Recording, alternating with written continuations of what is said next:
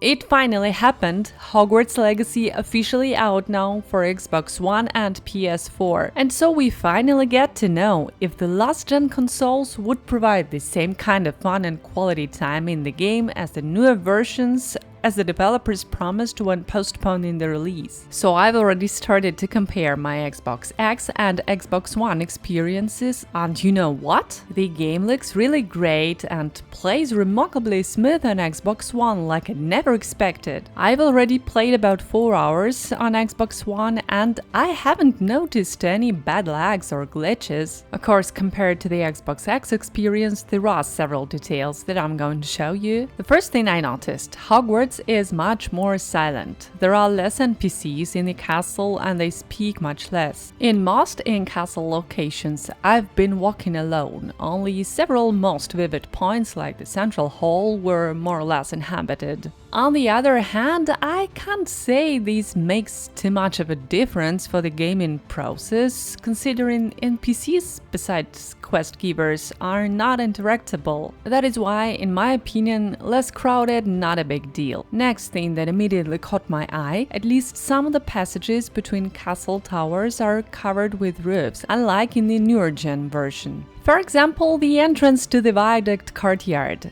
It is covered with a roof, it's similar to a greenhouse. And of course, this way you can see the Hogwarts outdoors landscapes from this point. Again, this does not change the gameplay itself, but it felt a little strange to me, and this for sure is a thing that steals a bit of the game's amazing picture. As we all remember, when the release for last gen was put off, most people still believed that Hogwarts Legacy for PS4 and Xbox One would run rather fine, yet critics warned that it only would happen if the developers go for some serious graphic downgrades or some other significant changes. The more surprising are the actual reviews after the game release. Hogwarts Legacy shows impressive visuals and performance on last-gen consoles. So far, the biggest issue that players face is loading time. In my case, comparing Xbox One and Xbox X, it's about 30-35 seconds compared to 5, so I would say it takes 6-7 times more time to enter another location. PS players share more or less similar results. And still, for me, this slower loading does not ruin the overall impression. Yes, you have to wait a little to enter almost any room after another, but still it's remarkable that once loaded, everything works just well and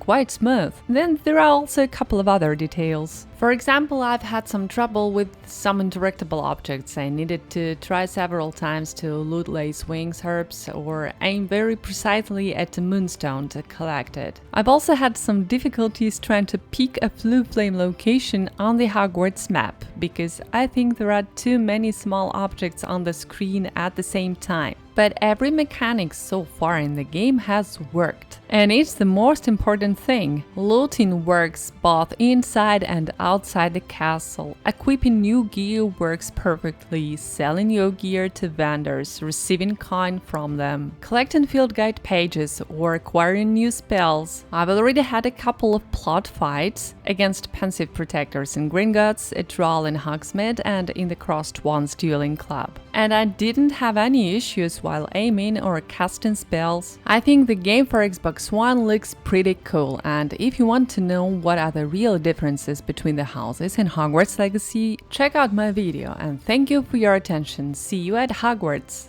Knox.